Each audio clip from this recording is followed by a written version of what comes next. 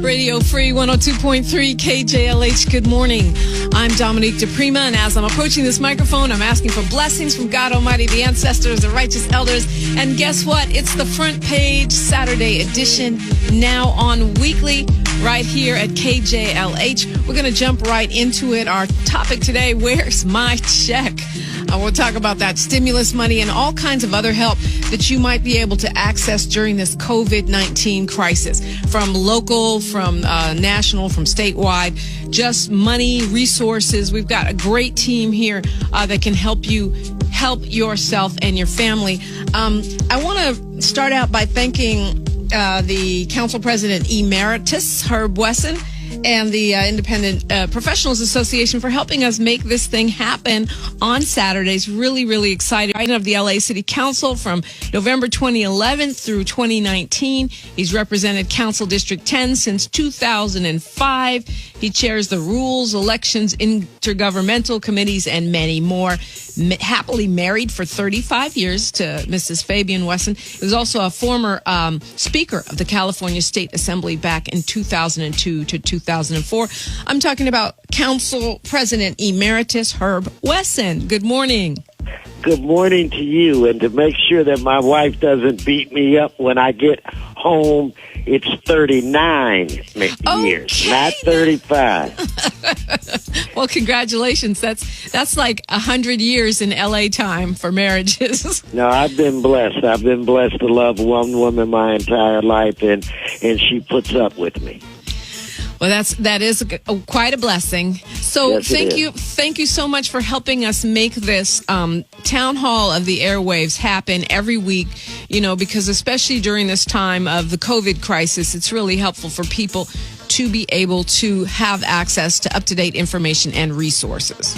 Well, you know, it's no secret, and I just want to give a shout-out to Mr. Stevie Wonder, KJLH, and, of course, you, for being the voice of our community and going through this crisis that we're going through right now. It is just so critical that your listeners, my constituents, our neighbors know exactly what's going on and that they're given the right information.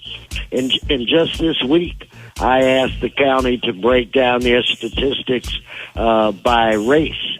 And what we found out what's going on here is similar to other parts of this country, like Louisiana, where 70% of the deaths are African Americans. In Chicago, the city of Chicago, that has a population of less than 1/3 black, but yet 72% of the deaths are African American. I mean, it's a public health crisis, one that's we are definitely vulnerable.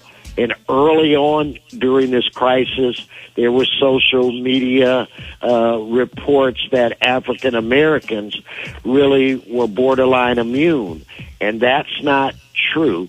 And I think it's stations like yours that have to make sure that our people understand, and other people of color, that we are at risk, and we have to do all of the things that we can to keep ourselves safe. Well said, and I appreciated the fact that you were calling for the race-based data to be, broken out of the data sets that we were getting, because initially we were just getting this big lump of data and we weren't getting the information about our specific impact here in LA for black folks. Well, the biggest public health crisis that we face as black people is racism.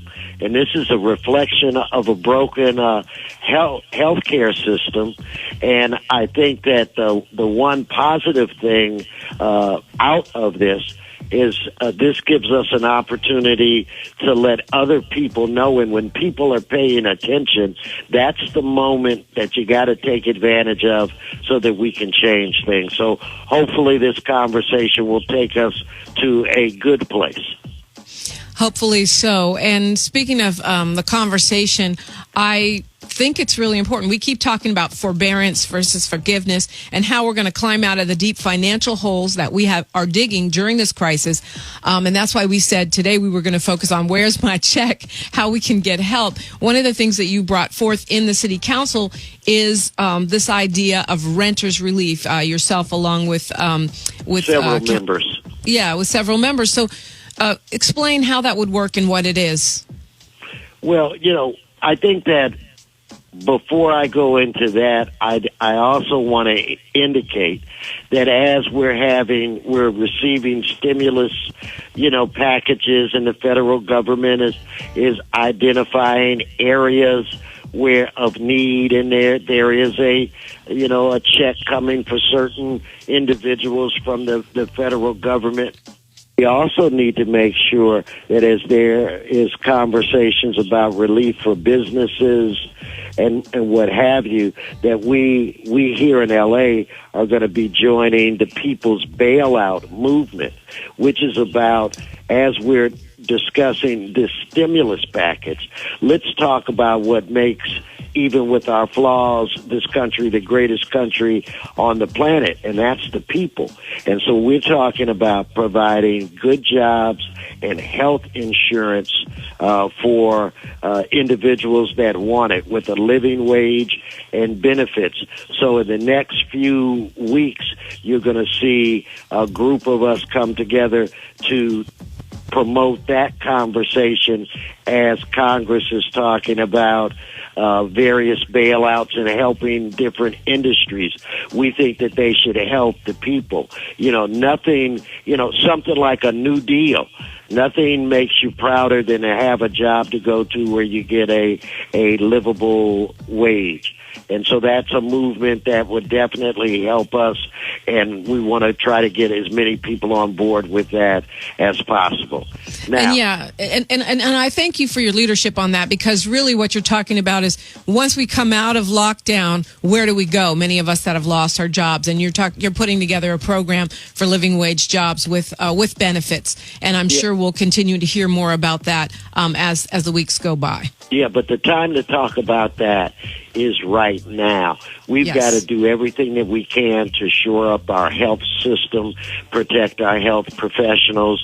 We've got to make sure individuals stay safe, but we also have to begin to plan for our recovery today. And that would be a disadvantage for us not to have a conversation about how we're going to come out of this and where we as a people are going to be. And I definitely mean African Americans, but people of color and poor people, because we're usually the ones that, the focus of attention is not on us. But getting back to what we've done in the city of Los Angeles, one of the most important things for us was to ensure that during this time that individuals were not thrown out on the street. So we've been working with banks, we've been working with landlords, and we put in place a mechanism where individuals will not be evicted at this point in time. Sometimes when you're in a crisis like this, you have a lease. The lease is for you and, let's say, your husband, but because of this, maybe your daughter and her dog have to come and live with you. So we have provisions that in the event that you have to alter the lease by bringing in additional people, that you can't be thrown out for that. We've also put in place a 12-month mechanism where if you get behind, you will have 12 months to make up that difference. We're looking at creating, which hopefully will be in the next several days, recreating a renters relief program where we will be able to help the residents of this city actually pay their rent. And we've got a variety of other things that we are going to be doing. I'm very proud of my colleagues and very proud of their creativity. Well, I'm happy to see us moving in this direction, and I appreciate, the lawmakers that we do have that are getting on board. How would we keep track of this? I know you have to go. I know you're doing a massive diaper giveaway. We're giving away over 200,000 diapers today to folk in need. In fact, I will say we need everything. So there's need for dog food. So if anybody's out there and you have, additional products, you would be amazed at what people can use. So yes, I'm going to give away 200,000 Pampers in about 10 minutes. But we'll be putting all of this information up. I'll be sending out information. The mayor will be sending out information, and we'll get, once we iron out the issues, we'll get the proper website data for you. Great. Well, Council President Emeritus Wesson, thank you so much for joining us this morning in the middle of your massive diaper giveaway, and thank you for supporting KJLH and the KJLH Front Page Saturday Edition Town Halls. Now, that's an honor for me. I'm glad to be of assistance. You guys keep up the good work, and I look forward to working together with you in the future, and I do believe without pause we will get through this if we work together. But please spend time on making sure that our people understand that we are at risk, that this affects us more than other people, so we've got to take safety precautions. It's important that we be around for our kids and our grandkids, and we definitely have to follow the advice of our health professionals. Indeed, we will. Councilmember Herb Wesson, thank you so very much. Thanks for having me. Take care, Dominique. All right, Bye. And you as well. Bye. We're being joined this morning by a faculty member from Crenshaw High School in Los Angeles. He's the founder of the Business Management and Entrepreneurship Academy at Crenshaw High, business owner, real estate investor, adjunct professor of entrepreneurship at Santa Monica College. And he was a former member of Governor Jerry Brown's Financial Literacy Commission, Board of Directors Junior Achievement. We're talking about Maynard Brown. Good morning. Good morning, Dominique. And I want to thank you for having me, and thank all the work that Councilman Wesson is doing, KJLH team getting this information out, and Stevie Wonder for providing a path and space to do it in. So I'm honored and appreciate you having me here with you this morning. Oh, appreciate you. And by the way, family, we're taking phone calls. If you have a question about a program you've heard about, or, your personal finances, then, give us a call, 520-KJLH, 520-5554. We're trying to get money and resources to you and your family. And that's what the mission of today's special edition of the Front Page is. Also joined by Nate Evangelino, who's been engaged with civic matters impacting youth, economic development, social justice, and literacy for over 30 years. He was along with a group of colleagues that led a post-92 civil unrest effort to rebuild and expand the Jefferson Vassie D. Wright Memorial Branch Library in Jefferson Park, and much, much more. He's now the CEO of Youth Build. Good morning, Robert Sausedo. Good morning. Actually, it's Community Build. Community Build. Excuse me. Yeah, that's okay. That's a early morning brain fade. But you know what? It's not early for me, so I don't know how I could say that. This is late for me. Robert Sausedo, of course, Community Build. Thank you so much for being with us, and thank you for supporting the show. Well, thank you, Dominique, and I just want to say praise God for you and all the hard work you do. I don't think your listeners know how hard and deep you work in the community along with the side of KJLH, and we're just grateful to be a part of everything that you do. Appreciate that. And you are actually, as you mentioned on the show the other week, leading a consortium of a lot of different community-based organizations under Community Build to try to leverage those resources and make them available to people in need. Yes. So on March 14th, we convened a meeting with over 30 key stakeholders, the Brotherhood Crusade, Urban League, the City National Bank, to name a few. And we decided to form this coalition for two main reasons. One, to make sure that South Los Angeles is not an afterthought as resources come down the pipeline. And secondly, that if in fact various federal agencies or what have you come down, that they work alongside with the community, people like the National Guard, et cetera, so that we embed a culture of care so that we don't have over-policing and over-enforcement in our community. And then each of those organizations have identified whether they can become an emergency operations center, distribution center, and or medical triage. So we're very excited about what we're doing, and I'll talk a little more about some of those efforts in just a moment. Yeah, and it's quite a lineup of organizations. We'll talk about that as well. We'll have one more person joining us on the panel this morning, checking in with us, Cheryl Underwood. She's a comedian, an actress, a TV host. You guys know her well because she is an Angelino, and she cares, not just as a Hollywood star, but as a member of our community. Cheryl Underwood, thank you for calling in. Well, thank you for having me, and thank you for doing this. I've always said that radio was the connection to the community. And while we're hashtag alone together, because we're all in this together, why not stay at home with somebody you trust? And that's KJLH. And I was very proud to shout out, when they were talking about the churches meeting, I was very proud to shout out KJLH. And I said, Stevie Wonder got a radio station in Los Angeles, and they have church services on Sunday. So those of us that go to Mount Pillow and Bedside Baptist and Sermon on the Couch, we'll still have Easter service. Absolutely, and this time we're doing a live concert too for Easter Sunday, so that'll be amazing. But thank you for showing love to KJLH. We appreciate you. And we already have people calling in, so we want to go to calls. But Cheryl, before I pivot back, how are you feeling about the celebrity sort of Hollywood mobilization around the COVID crisis and charitable piece of that?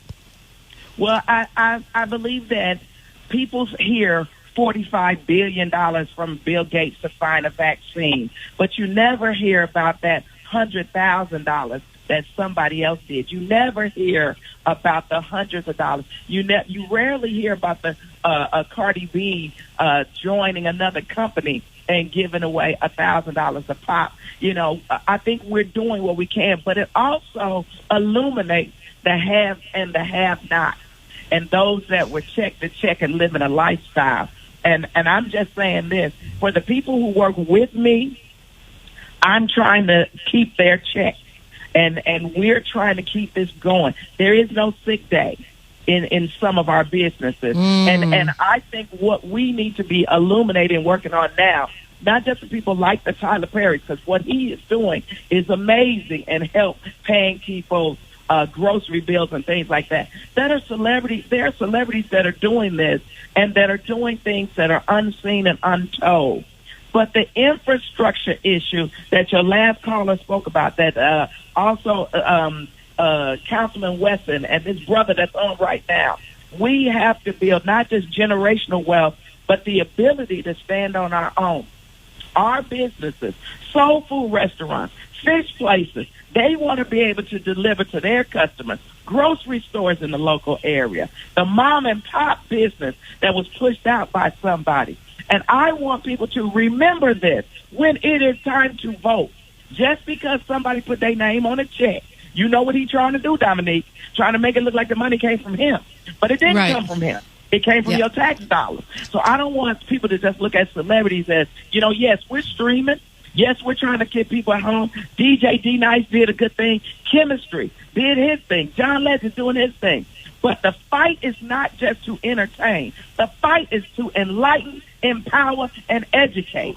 And we now have to come together because it is killing black people. The myth that we can't get it, Idris Elba said, well, I got it. So that's a myth. So I don't want to belabor the point. I want you to get to your callers because that is their way to express themselves in this time. But we are all in this together. Let's support each other. When we take care of the black community, we take care of all communities because we're the ones on the front lines with these jobs and these essential jobs. I'm sorry, I didn't mean to get on my soapbox. I mean, go to your callers, because I will talk about this all day. But remember this when it's time to vote. Remember this. If you're not doing right by the people, we will vote you out of office. I'm sorry. Was that too much, Dominique? I'm sorry. Well, but I mean, I think the point about where the stimulus money comes from is a great point, because everyone's excited about getting a check. And let's remember that check is like you writing yourself a check, because you paid sales tax, you paid income tax, et cetera, et cetera. Let's go to Ronald calling us from Studio City. Good morning, Ronald. Ronald, are you with me? Yes, I'm here. Can you hear me? I do now that you're talking. What's on your mind? Well, I was wondering about why the stimulus isn't offered to SSI recipients such as myself.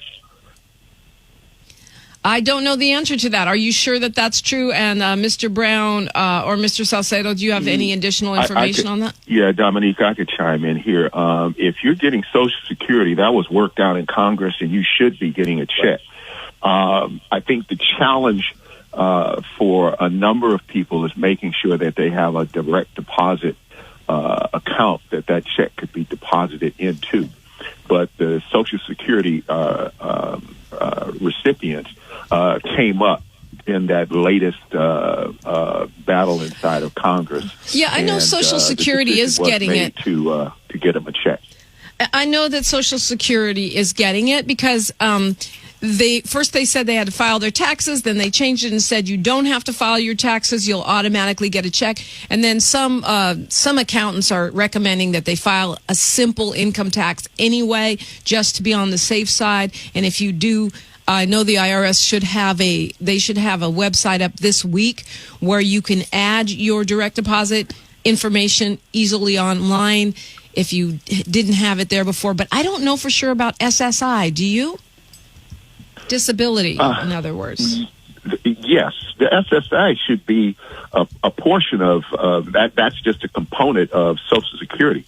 Okay. So if you're getting an SSI check, I had a sister who was getting an SSI check some years ago, and that comes directly through Social Security office. So that should not be an impediment to a check that he should be receiving. Okay. So. Yeah, I'm reading that it does say here where you will get it, but you are going to have to make sure that that you have to file a tax return. So that's the holdup for SSI that I'm reading here online on Disability Scoop. Dominique, that you have to file a tax return. A 1040 EZ form. Now, that, as you know, the IRS changed to 1040 EZ, so there's a new form that they would be filling out. But if you go back to 2018, that's a different form. And I think you could pull that up online if he has access to that, but he'd have to be able to print it out. That might be a challenge for him right now. But the point is that those people who are exempt, those people who are on SSI, who did not file tax returns, that should not be an impediment to them getting a check. I know they're saying you got to fill out a 1040 EZ, but if I'm not mistaken, they went ahead and worked that out so that if you have a direct deposit that they can access, then you should be getting a check. Now, the challenge is going to be when. Right. Because if you're looking for a paper check, it could be all the way till September, I'm reading, although they're going lower income to higher income. So if you're in the lower range of incomes, you should be getting your check sooner than if you're in the higher range of people that are getting those checks. Yeah, but keep in mind, they can only print about 5 million checks a week. So if you got 100 million people, you multiply that times 20 weeks, and that could be 4 or 5 months. Which is a great reason to go. Paper check. That's a great reason to go online if you can and enter your direct deposit information or have your kid do it for you so that you can be, because the people that have their direct deposit info on file with the IRS are going to get paid a lot faster. Absolutely. Hey, Diane. Dominique, yes, Robert Sausedo. Go ahead, please. Just wanted to let your listeners know, seniors, it's important to get this taken care of as quickly as possible. But you do not have to file taxes, those of you on Social Security, to receive this. The information will be provided by the Social Security Administration. Yes, that's a great point.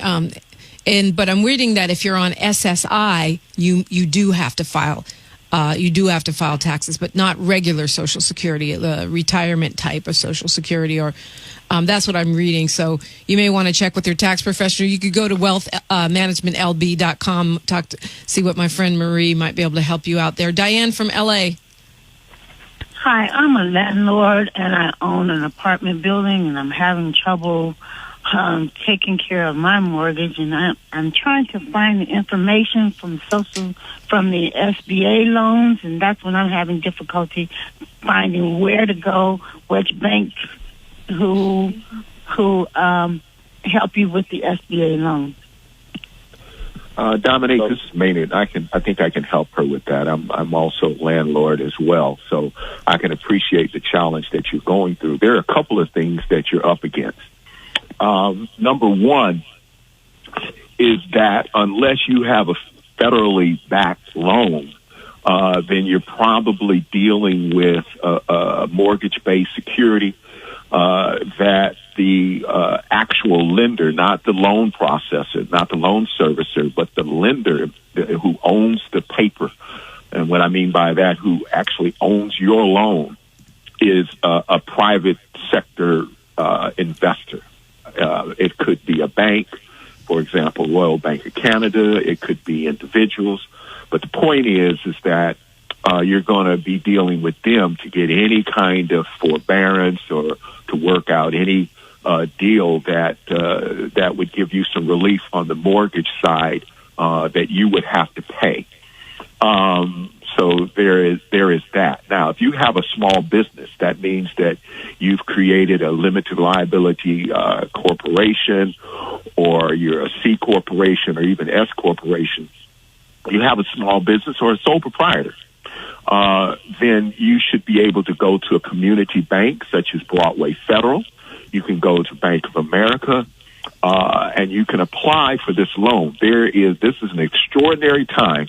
There's a ton of money sitting out there, but it's not the 2-page application that Donald Trump and his team Mnuchin are telling you.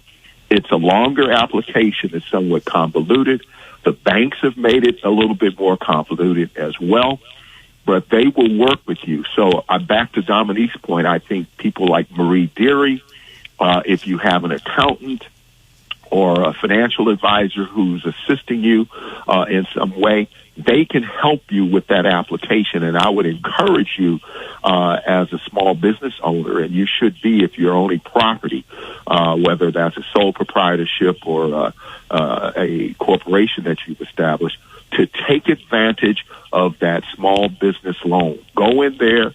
They just added. They're going to add another $250 billion to this outreach, and so there is the only thing standing in the way of you and that money is your aggressive approach to going to get it. So I would encourage you to go today. Go to Bank of America today.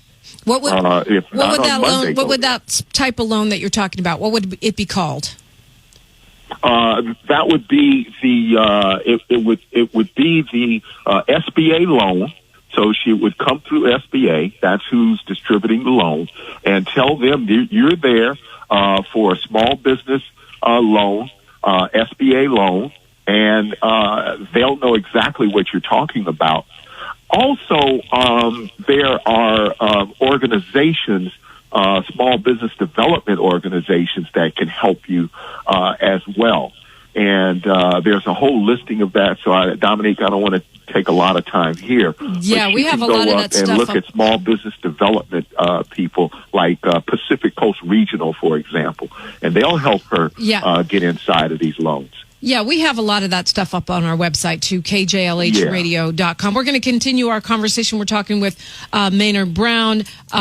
We're talking of Crenshaw High School, Robert Sausedo, CEO of Community Build. And, of course, Cheryl Underwood, the superstar, is with us. 520-KJLH. We're broadcasting live from the 1-800-THE-LAW 2 studio, Radio Free, 102.3 KJLH.